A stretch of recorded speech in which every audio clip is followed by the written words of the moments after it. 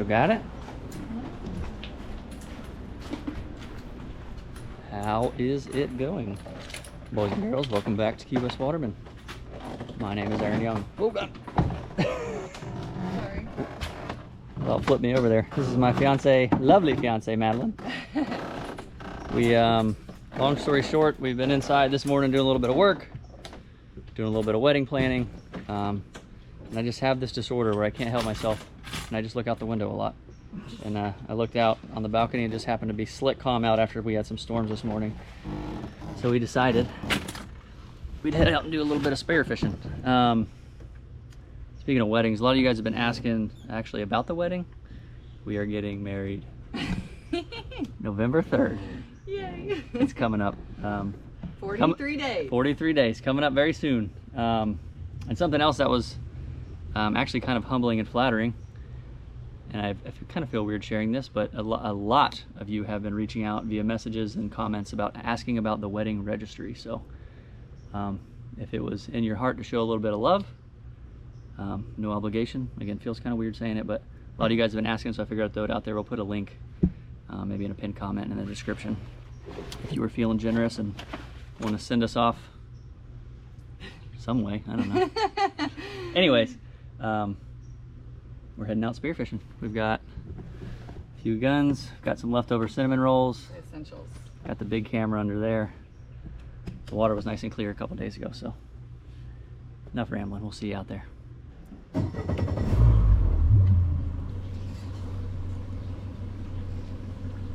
Actually, oddly enough, one of the things on the registry is the dock. Oh, So yeah. we're gonna have to do that. We're working at putting a couple pilings right here and a dock so we can moor up a little easier, but I don't mind this one. It's served us for a few years now. It does well.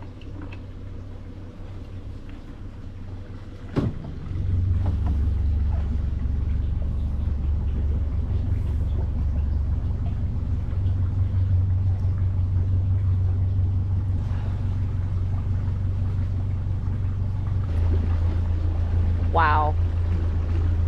What a slicker. Alright, hold on.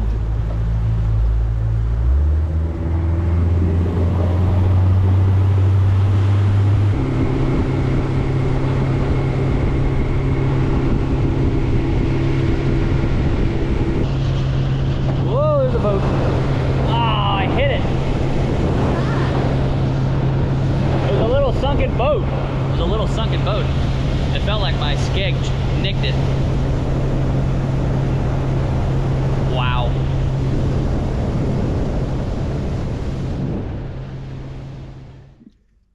All right, we are in 16 feet of water. It's hard to tell, but you can actually see the bottom looks nice for this area. It's not normally clean right here, but looks pretty good. Let's go take a peek.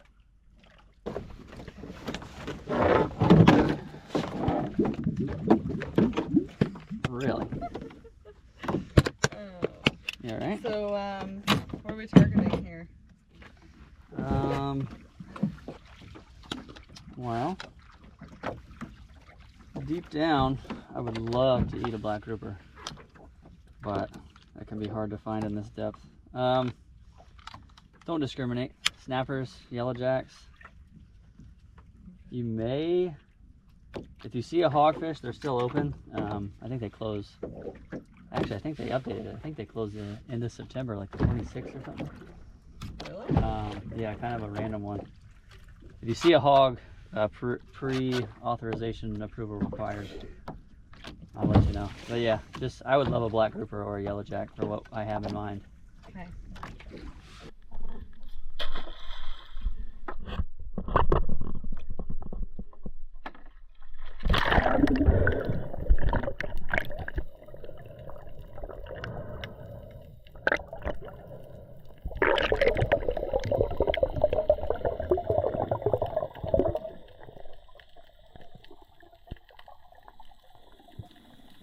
Welcome back underwater, everybody. Appreciate you tuning in as always. This was a fun afternoon. I haven't dove these spots in quite some time. just in a different area that I normally don't get to, and the water's pretty dirty here normally. It was nice and clear this day, as you can see. And kind of do a little update on the coral bleaching. I know a lot of this stuff looks pretty light colored still, but you'll see throughout the video a lot of the corals have their color coming back, a little bit of the browns and the greens. So it looks like a lot of them, hopefully, may recover. I haven't been out to look at the staghorn yet, but these look pretty good.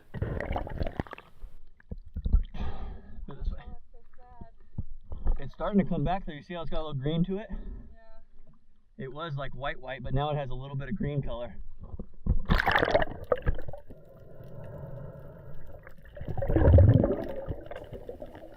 So the first thing I do when I get to a spot is kind of do just a flyover. I don't get in the cracks in any of the holes. I just want to swim over the top of it, all around the sides. I just do a flyover, see if anything is out and about. Because when you first get there is normally when you're going to have most of your opportunities with fish actively swimming around. There's a little mutton snapper here. He may have been close, but decided to let him swim. General rule of thumb, if I second guess the size at all, it's probably too short, so I let that one swim.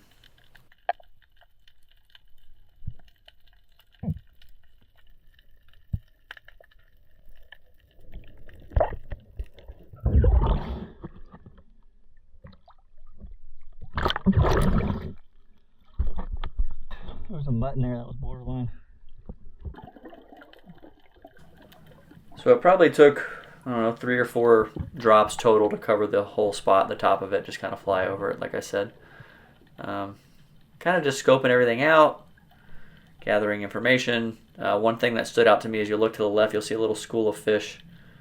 I didn't look at them very long, but I don't know what they are. I think they're almost like a small grunt or something, but when I see those, I think of grouper. A lot of times if I see a spot that has those stacked on it, there's going to be a grouper in the area because the groupers like to eat those. So I saw those. That's one thing that did stand out to me. So now I've got grouper in the brain. So now I really know that I'm going to get in to the nitty gritty and kind of start looking in these holes more in depth. There's a lot of hiding spots on this spot.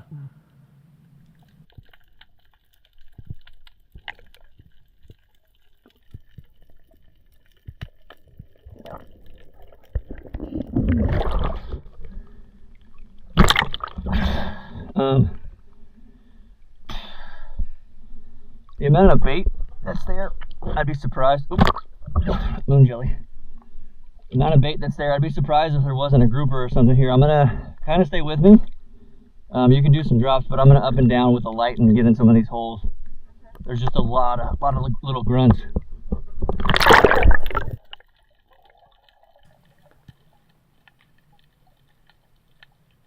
So I was in some of the holes poking around, and Madeline actually called me over, and she had seen a grouper shoot into one of these holes, and I was just trying to relocate it, see what it was, see if it was big enough.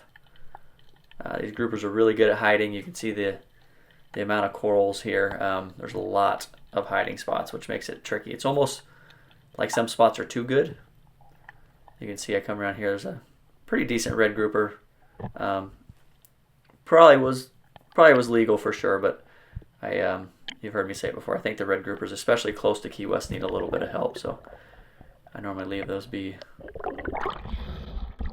It's a red. Is it legal? He's probably close. I don't know. I don't want to bug him. I hate not a fan of shooting the reds. They get mowed down. So I'm getting back to it, literally checking every hole that I can, and I'll pause this clip. Here's actually a better look at those little fish. I don't know what they are on the top of the screen. Kind of silver. They've got a little black spot on the tail. They're really small. They're maybe 3 or 4 inches. But the groupers seem to love those. So now I'm just getting in it with my flashlight, looking all around. I poke in this hole. It's hard to tell. It's a weird angle. And I saw what were the lips of a black grouper. I was trying to get the angle right so the camera could see it, but it was kind of an odd angle. Couldn't really see the fish at all from the camera side, that is.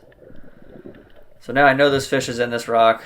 I just leave my gun on top of it, kind of just to mark it, and it's easier than swimming up and down with it.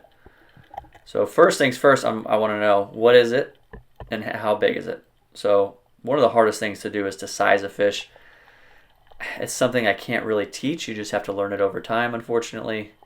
General rule of thumb, if you're starting from scratch, try and wait until something's really big. I mean, I know sometimes you do make mistakes. You shoot short fish. That's how we learn, unfortunately. But I've been doing it so long, I can pretty much judge the size of most fish just by, getting a couple looks at them.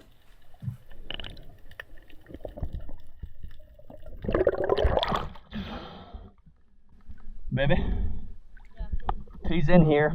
I gotta get a better look at him. He looks like he might be legal.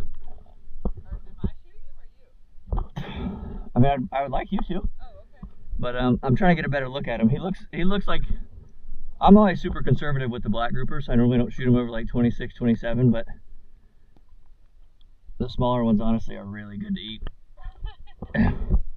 But I need to get a better look at him. I can only see like his lips. So now I know it's a black grouper. Now I just want to make sure that it's big enough. And again, that's one of the hardest things to teach, especially shooting into holes like this, because a lot of times you can only see little bits of the fish. So I'm looking in here. I actually don't see the fish now, so I'm kind of going to go around and see if I can relocate it. But two of the things I look at, the lips of the fish, the girth of the lips, and the girth or width of the tail. I've seen so many. If I can see either of those two items, I have a pretty good idea of how big the fish is going to be. And again, there's not a measurement. There's not a way to teach that. It's just seeing it over time. So again, I looked in that hole. Now the fish has moved or shifted, so I'm just trying to, in that general vicinity, poke around in other holes and see if I can relocate it.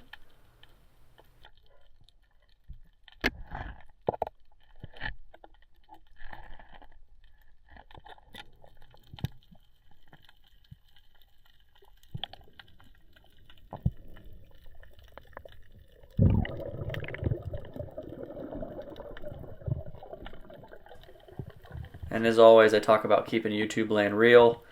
I'm leaving quite a few clips in here because I want you to feel how long this actually took. This whole process probably took me an hour, maybe an hour and 10 minutes. But I did cut a lot of the clips out, so I'm going to let a few of these roll. I'm just continuing to search, trying to relocate this fish. And this was actually an enjoyable hunt for me. It was very tricky. The fish was smart. The fish definitely knew what area it was in, and it was familiar with these rocks and caves. So this was a fun one for me for sure.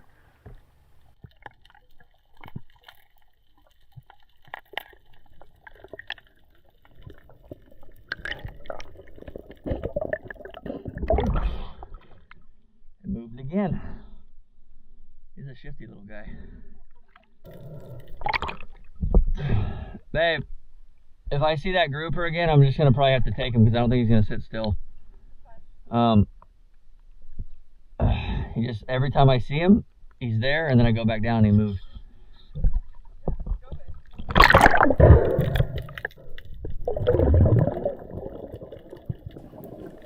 So you heard me tell Madeline, if I see this fish, I'm probably gonna have to take it. I really wanted her to shoot it, but it's one of the tricky parts about being a guide or guiding or trying to lead someone to a fish like this is they don't want to be shot. They're not just going to sit there and wait for you. So a lot of times when I do see the fish, it knows that I've found it and it's going to move or shift over.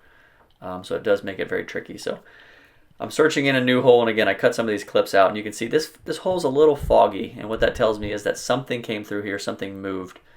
And behind that light, you can see barely a little fin hanging, and there's a little remora that was actually following that grouper around, and I saw the remora, and that told me that that grouper moved over to this rock. So now I've relocated it, and right now what I'm doing is I'm looking at the tail on the back side, and from the front side I could actually see the bottom of the lip.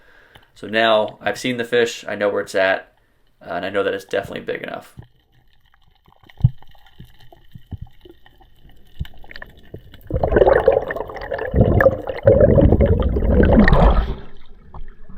I think I'm gonna need the shorty.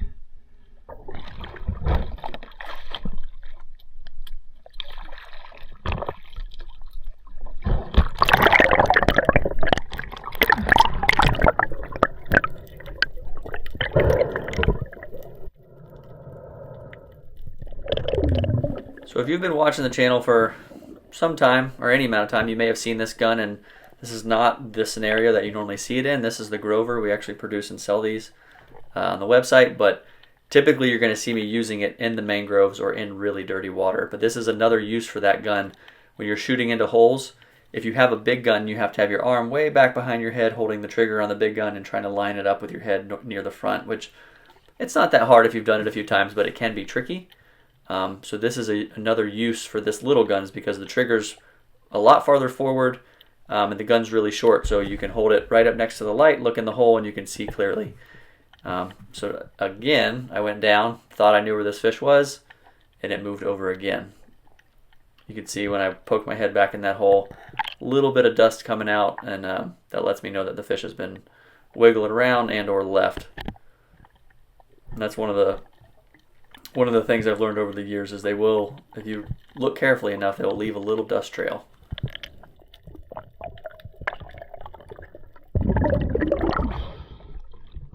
Dude, I'm pretty sure he moved again.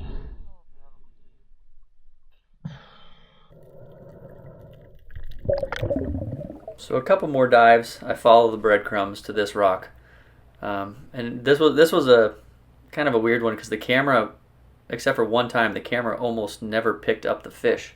It was so far back in there in these dark holes, you can never actually see it on the camera. I'm watching these clips back, and I could barely see it with my eyes. So I saw it just briefly right there, and I move over because the fish shifted, and I'm almost taking a shot. I'm trying to talk myself into it, but I just wasn't comfortable with it. So I'm getting close, and it doesn't feel right. So I decide to wait, and you'll see I come around the back here, and I'm going to zoom this in and slow it down. You probably still won't see it. You can see just barely the fish's tail, right where my flashlight beam is. There's a little brown thing moving between that brown rock and the white rock, and that is the grouper's tail. That's how good these things are at hiding. They get way back in these rocks, and that's why they're so tricky to find.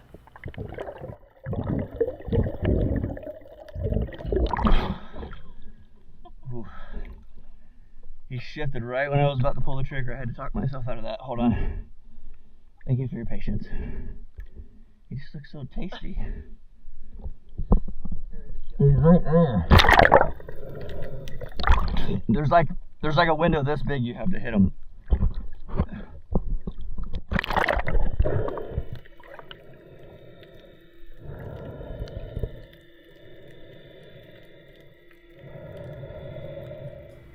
So I'm pretty shallow here. I don't have to do an insane breathe up, but I do want to be calm. I don't want to rush a shot. So right now I'm just trying to gather my thoughts, stay in my head where I need to be in a comfortable place. Don't rush the shot. I've already put an hour into this fish. You'd hate to, take a rush shot, hit it a little thin, and the fish tears out, and you injured it, and you don't end up with it. So that's what I'm doing right now. I'm just trying to relax and gather myself. So I'm gonna go to the initial hole that I saw it at, where I first saw his lips, and he backed up. Come around real slow. Try not to bump the gun into any rocks. You don't want to stick the gun into the hole either, because that will spook him. Didn't see it there, so I come around here. The fish is just in this little black triangle. I had such a small window, and I'm trying to just line it up, and it's very tricky. It was an odd angle, and the fish sat there just long enough I could see the eye. So I let it go, and first thing I do when I shoot into a hole is I want to push that shaft forward just to make sure that the flopper goes through the fish. And the fish didn't go crazy. A lot of times they'll go crazy when you shoot them in a hole, and it didn't move. But when I pushed the shaft forward and pulled it back, I felt a little weight, so I felt pretty comfortable.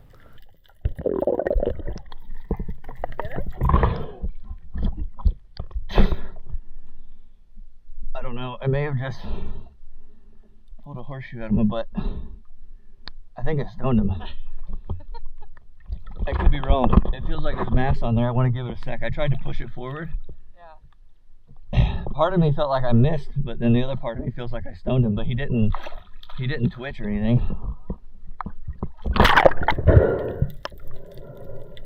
So one thing that is extremely important to remember when you are hole hunting is you have to be able to pull the fish back out after you shoot it. So if you don't have an exit plan, don't shoot it to a really small hole unless you really know what you're doing.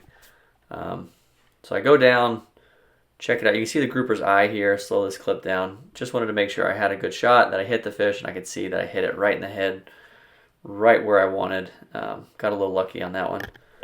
So now I have to get the fish back out, which where I shot it really wasn't that tricky. It was a little tight, but nothing I haven't done before. So I kind of get in here upside down, and one of the big reasons headshots are important in holes is you have to be able to pull the fish back out. So if you shoot the fish right in the middle of the body, you got to think you're trying to pull a 2x4 sideways through a doorway. It doesn't work very well. So got the fish right in the head, able to turn the head and pull it right out real easy. And that was a really fun one for me. And yeah, I hope you guys enjoyed that. That was pure luck. Pure luck.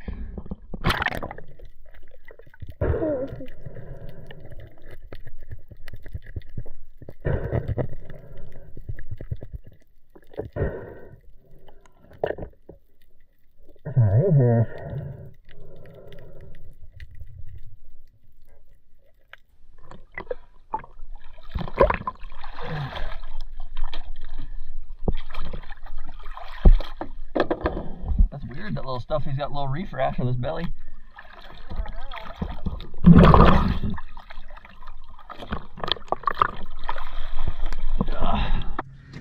Sweet. Lined up on the end there. Go a little past it just to be safe. You got plenty of room. It's a nice one. Not bad for 16 feet of water.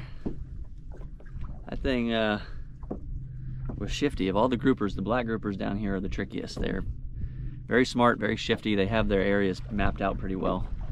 I'm pretty stoked with that. So I'm gonna swap the camera over from my mast to my hand, and I'm gonna follow Malin around and see if we can find her something to shoot. But we have dinner either way.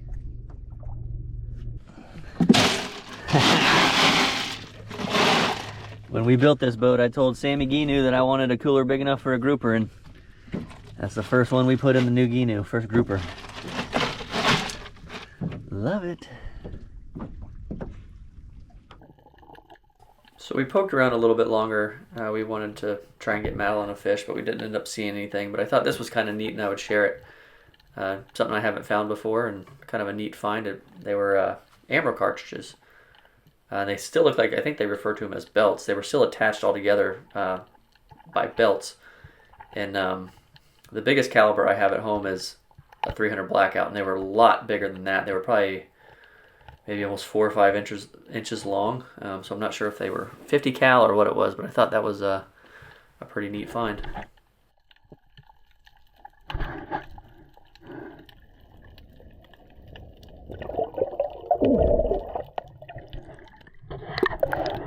Wow. So we hopped around a few more spots. Not a whole lot going on. Kind of quiet, some smaller snappers and whatnot, but pretty thrilled with the one grouper, so I think we're going to call it. And we've got some clouds and whatnot moving in. And this boat is not a fan of the chop, so I don't want to get caught in a storm. So long story short, we're going to call it, head back, and get some stuff going for dinner.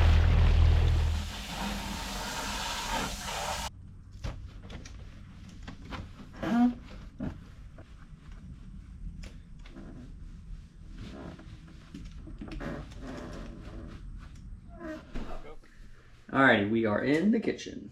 So what I had in my mind that I'm gonna make, I've never made before. I've never made risotto. Something very simple. I've always watched Will, our roommate, make it. And it seemed easy enough. So my understanding, instead of boiling the rice or cooking the rice in water, you cook it in a stock. So I'm gonna take our grouper leftovers from today and we're gonna make a stock, pretty simple stock. We're just going to throw all this in there.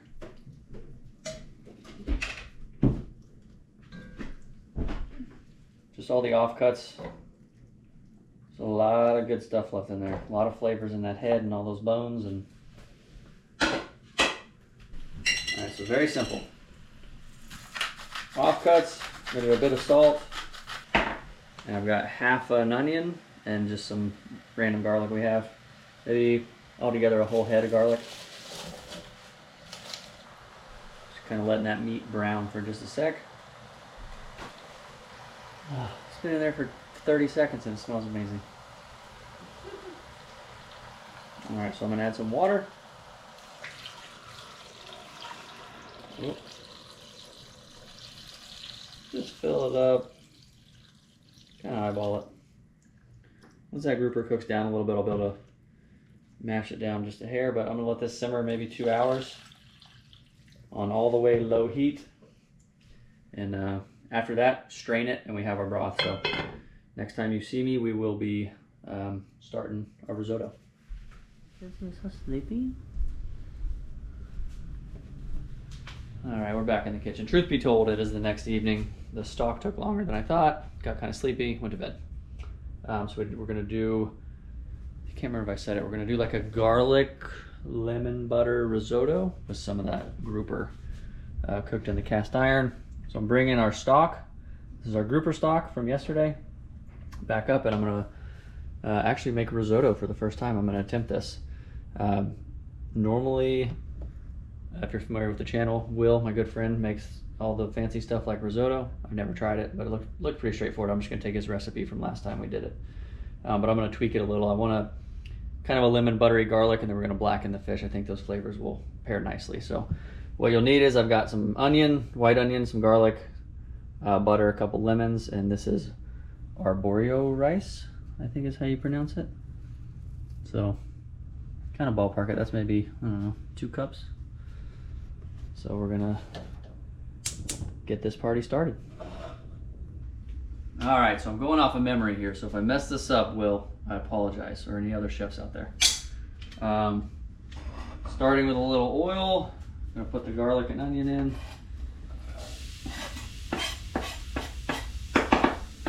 Just cook that down a bit. I've come to learn that if anything starts with onion and garlic, I'm gonna be a fan. And I can't remember if I said it, the stock is an important part. From my understanding, risotto has to be made with a stock of some sort, whether it's beef, chicken, fish, shellfish. All right, so we'll put the rice in before he put liquid in. I don't know, he said brown it or something, if I remember correctly.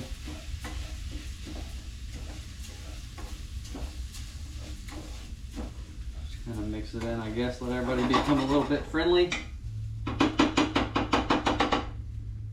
All right, we are going to deglaze with our lemon juice.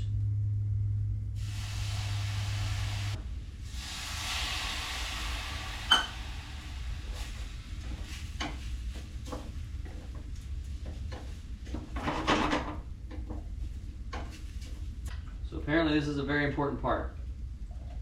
You only add a little bit at a time, maybe a cup of your broth. I'm assuming so you don't add too much liquid, overcook the rice. Oh, that seems too hot. You're just slowly cooking the rice, slowly stirring, and just simmering this rice, kind of like a manual rice cooker, until it becomes ready. So this is the tedious part. I'll let you know how many ladles I end up doing. You just sit here and keep it moving until your moisture cooks off, your broth cooks off, and you add another one.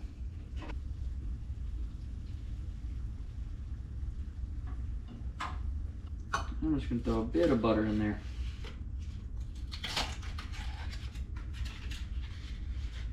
Because we love butter. Who doesn't love butter?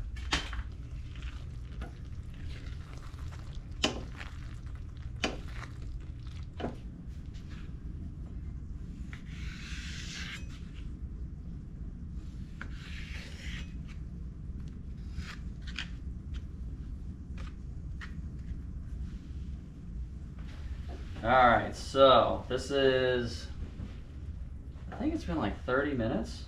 It took a little longer than I thought it would. I actually used the entire pot of stock. It was about 7 ladles full. And I think we're almost where I want to be. So we're gonna give that just a few more minutes. Just want it to thicken up. It's pretty close. Tuna, we know you want to go outside. You're in for the night. We're sorry. I'm gonna give that just a few more minutes on low, just to thicken up, but we're gonna get our fish ready. We have our grouper. When we store them when we store them, keep paper towels on them to keep the moisture out, and you can just see how beautiful this is. It hasn't spoiled. The bloodline's not turning. You keep that moisture off it. That juice is what makes the fish go bad. So because we're doing kind of a lemony garlic, I want to do a blackening with a little bit of heat on it. I think the lemon and blackening and the spice will go well together. So we're just gonna do Paul Perdomes on all these.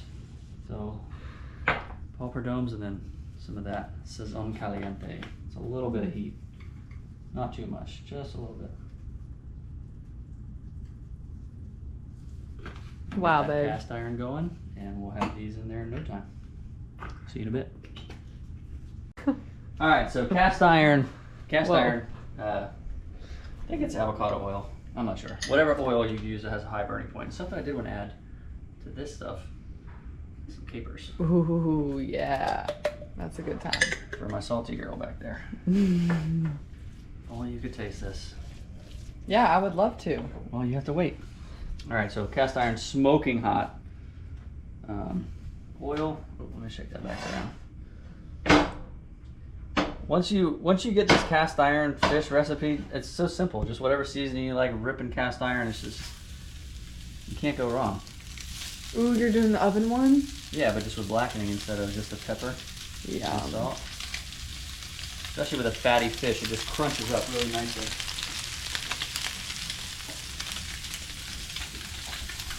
Hello. Mom, say hi to YouTube world. Oh, about a minute each side. This is probably a silly question, but do you want butter on top of them? I don't know. The diet doesn't call for butter. What does your heart tell you? My heart does. Okay. What kind of fish is that? A grouper. Grouper. Oh, okay. Yeah, just a little bit of butter. All right, and oven should be, it's not up yet, but it should be 350. We'll see those in about 10 minutes.